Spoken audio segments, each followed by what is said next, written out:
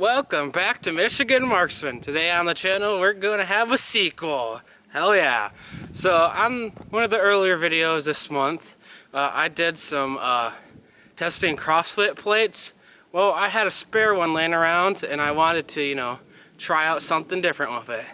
So if you remember from the last video, that other plate had really bad spalling. There's no base coat that will reduce that, like rubberized cushion layer to collect the lead. So I'm trying out something myself. Is duct tape a good spall layer? Let's take shots and see what happens. I'm guessing this is gonna fail after some of the rifle rounds, so we'll see what happens, but I have high hopes for this. It's layered with many different layers, vertical and horizontal, hoping to, hold up the most rounds, but let's start with 22. Alright, here's the plate, and we got our box for spall collecting again. We'll see how this goes. I don't have high hopes for duct tape, but it does do miracle things, so let's take some shots with some pistol calibers. Alright, up first for the duct tape spall test, we got 22 caliber.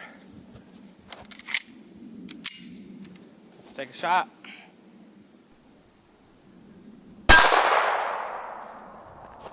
Alright, let's go take a look and see what type of damage we got. Alright, we hit the plate with 22 there. You can see it ripped out the duct tape a little bit. I didn't see any new holes down here, but that really doesn't say much when I already had holes in it, but I do see it ripped it up pretty bad. So, we'll see what the other rounds do. 22 is already ripping up that duct tape. Let's see what 9mm does. This is once again my new Glock 19X. Really like this gun so far, so let's take a shot.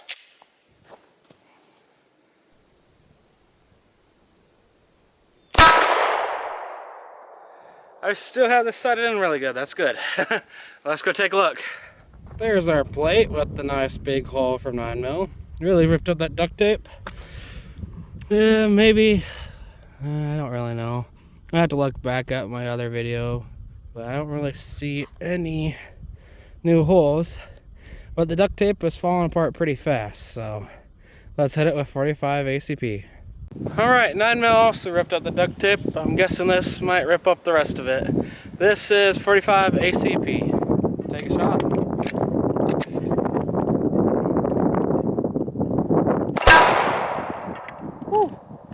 Alright, let's go take a look what we got. Righty. You can see our 45 hit right there.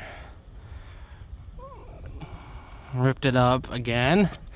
I was kind of shocked because I thought I missed. I didn't hear the steel ring out when it got hit, but maybe the duct tape just dampened that a little bit. No new holes again, so let's shoot 2 rounds from my AR-15 at it. Alright, through the pistol rounds, that duct tape's still holding up a little bit. Honestly, I can't really make a good determination if it's stopping spalling. I really haven't seen any new marks on my box down there, but take a look at some of the replays and see what we have. But for now, we're going to keep shooting. Right now, we're going to shoot with 2 AR rounds, the 5.56 and the 2.23 Remington, which is up first. Let's take a shot.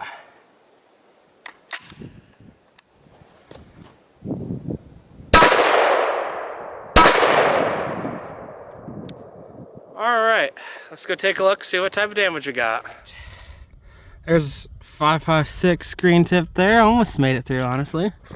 Yeah, it did better than on the uncovered plate. Interesting. 5.56, 2.23 Remington did not. It looks like it didn't go as deep. Yeah, the hole's smaller, and the bulge is smaller on the back, so interesting results. I did see some new holes in our box, so looks like we are getting some spalling. Though I had to say our spall protection really isn't much anymore. So let's shoot it with some 12 gauge rounds, see what happens. Some interesting results with the AR rounds. Had one, the 5.56 green tip almost go through this time, so that was interesting. So let's do 12 gauge rounds. We're loaded up with target loads, double wet buck, and a Magnum slug. Up first will be the target loads.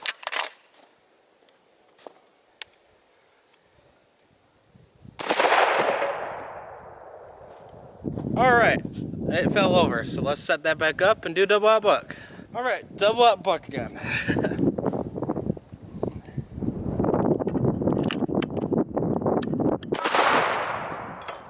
Fell over once again. Let's set back up and do the slug. Now Magnum slug time.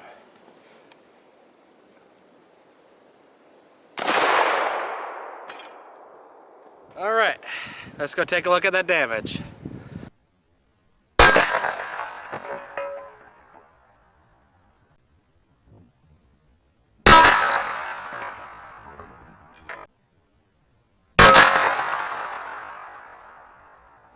All 3 rounds that fell over on 12 gauge definitely shows you how powerful those rounds are.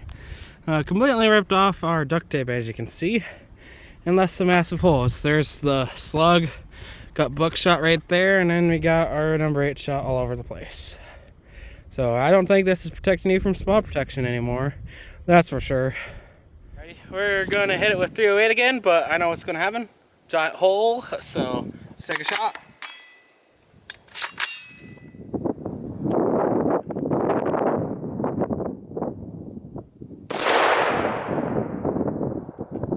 Alright, let's go take a look at that hole.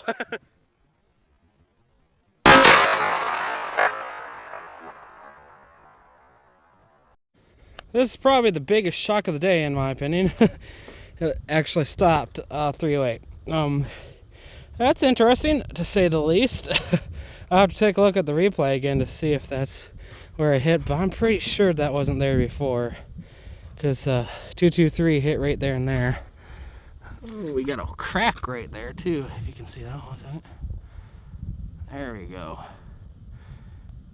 Interesting. Let's take a look at some of the slow-mo to see what's going on, but this plate is definitely not sturdy anymore, so let's hit it with 30-06.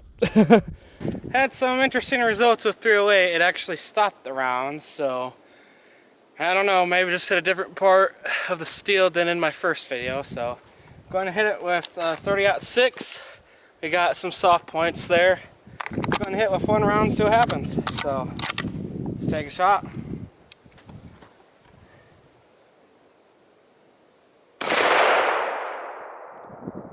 Yeah, I see a hole in it, so I must have hit a harder spot with 308 or something. So let's go take a look. Alright, you can see where 30-06 went through. Once again, I'm still pretty sure that's 308 up there, so kind of surprised it didn't go through. But let's do a final breakdown on how much spall protection duct tape is.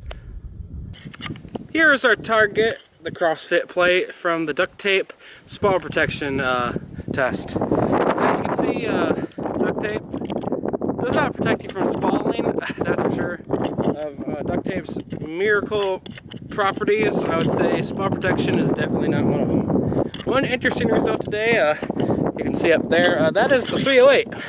It was actually stopped on this CrossFit plate this time. Last time it zipped right through without a problem. I'm wondering if maybe the curvature here on the top of the plate restricted its capacity to go through that. I'm not really sure though. Kind of shocking. 30-06, as you can see down there, went right through there, no problem. Another interesting result of this test is Magnum slug right here actually cracked the back of the plate, and we really wanted to push that out. Really shows you how low quality the steel is. Another thing that's interesting, you can see right there by my thumb, the 5.56 green tip actually tried to push all the way through. That must be the steel core right there. So that was something interesting that didn't happen in the last test. But overall, one disclaimer, don't use duct tape as spall protection, and definitely don't use CrossFit plates as body armor. They're made for workouts and extra weight, and honestly, don't use it for body armor. One interesting thing that I thought was kind of interesting, it is cheaper than buying Target steel, and it's about the same thickness and stop the same rounds as AR500 claims to stop. So these are cheaper. You can see the price over here. I think it's like 35-40 bucks for a pair.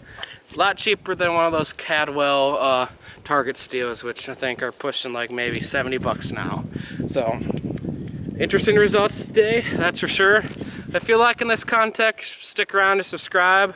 comment and like. It definitely helps get some more traction on this channel. Trying to build it up and doing some pretty good tests for y'all. So definitely hit that like button. Alright everyone, just keep blasting and I'll see you in the next one.